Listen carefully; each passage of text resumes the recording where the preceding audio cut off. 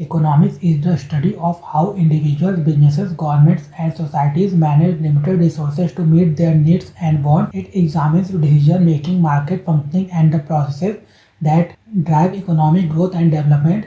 The discipline is broadly divided into macroeconomics and microeconomics. Microeconomics focuses on the behavior of individual economic agents and market dynamics, while macroeconomics looks at the economy as a whole, studying large-scale patterns such as inflation, unemployment, and national income. Together, they provide a complete understanding of economic functioning and serve as a foundation for effective policy making.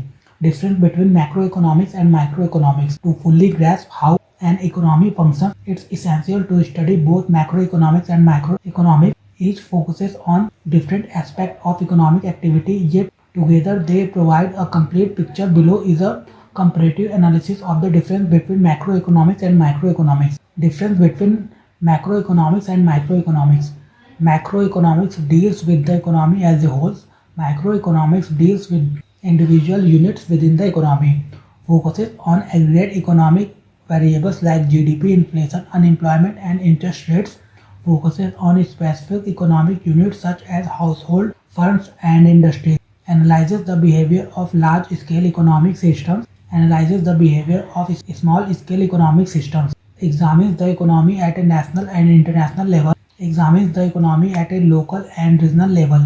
Concerned with government policies that impact the economy. Concerned with low individual economic agents make decisions and how markets operate. Studies the interaction between different sectors of the economy such as the financial sector, the labor market, and the international trade sector. Studies how prices, supply, and demand and market structure impact the decision of individual economic agents. Examples include inflation, economic growth, fiscal and monetary policy, and international trade. Examples include consumer behavior, production cost, market competition, and labor economics. Macroeconomic scope. Macroeconomics deals with the functioning of the economy as a whole rather than individual markets. Its scope is wide and covers the following key areas: national income and output. It studies how national income is measured and analyzed through indicators like gross domestic product (GDP), gross national product (GNP), and net national product (NNP). These aggregates help evaluate the overall economic performance of a country. Unemployment. Macroeconomics explore the causes, types, and effects of unemployment. It also focuses on policies and strategies that can reduce joblessness and ensure full employment. Inflation. The subject examines the reason behind rising prices, their impact on purchasing power, and policy tools such as monetary measures to control inflation and maintain price stability. Economic growth. It studies the long-term growth of an economy driven by factors like capital formation, technological advancement, human capital development, and productivity improvements. Monetary policy. Macroeconomics looks at the role of central banks in regulating money supply and credit through interest rates, reserve ratios, and other instruments to achieve goals like price stability and employment generation. Fiscal policy. It analyzes the impact of government spending and taxation on economic activity, budgetary balance, and growth. Fiscal policy is a key tool to tackle unemployment and demand fluctuations. International trade and finance. Macroeconomics examines how economies interact globally through trade, foreign exchange rates, balance of payments, and capital flows, which influence growth and stability. Economic development. It studies the structural transformation of developing economies, focusing on reducing poverty, improving living standards, and policies for sustainable development. Macroeconomics limitations. While macroeconomics provide valuable insights into the functioning of an economy as a whole, it also has certain limitations that policymakers and analysts must keep in mind. Aggregate analysis may overlook individual behavior. Macroeconomic studies the economy in terms of aggregates such as national income, output, or consumption, thus may fail to capture the diverse behavior of individual households and firms, which can lead to oversimplified conclusions. Data limitations. Reliable and accurate data is the backbone of macroeconomic analysis. However, data may be incomplete, outdated, or subject to errors. Inaccurate data often leads to faulty analysis and ineffective policies. Simplified assumptions. Many macroeconomic models assume conditions like perfect competition, rational behavior, or full information. These assumptions rarely hold in real world scenarios, which limits the applicability of theoretical models. Difficulty in predicting the future. Economic systems are highly complex and influenced by multiple internal and external factors. This makes forecasting economic events like recession, inflation trends, or growth rates extremely uncertain. Political influence. Policy decisions in macroeconomics are not always based on purely economic reasoning. Political pressure, vested interests, or short-term electoral goals often shape fiscal and monetary policies which may not be economically optimal. Neglect of international factors.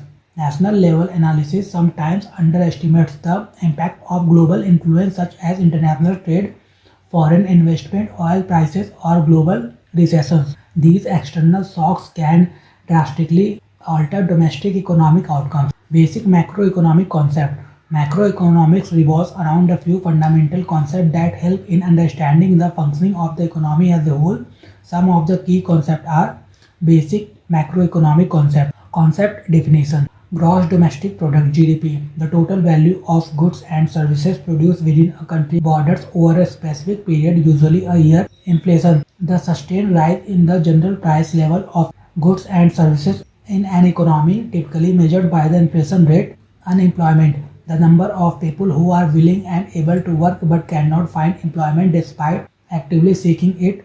Monetary policy, actions taken by a central bank to control the money supply and interest rates in order to achieve goals such as price stability, economic growth, and full employment. Fiscal policy, the use of government spending and taxation to influence the level of economic activity and achieve objectives like growth, stability, and employment.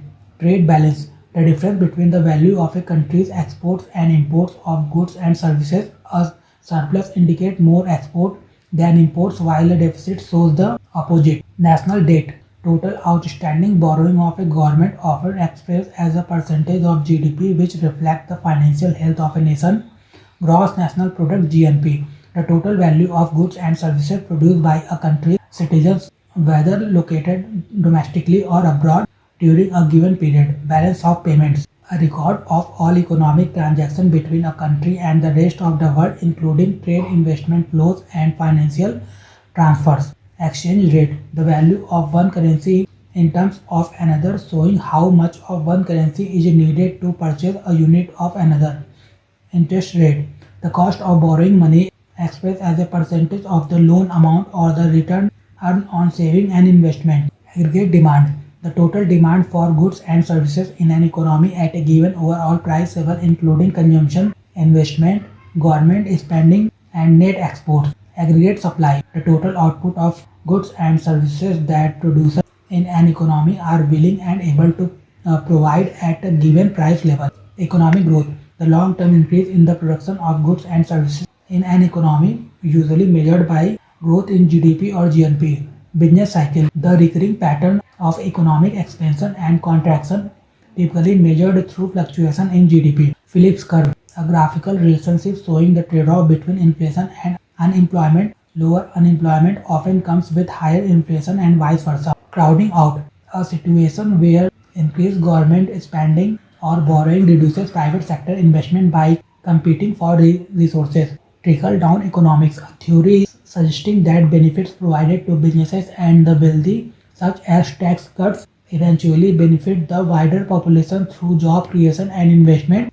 Keynesian economics, a school of thought emphasizing the role of government intervention, especially fiscal policy, in stabilizing the economy and ensuring full employment.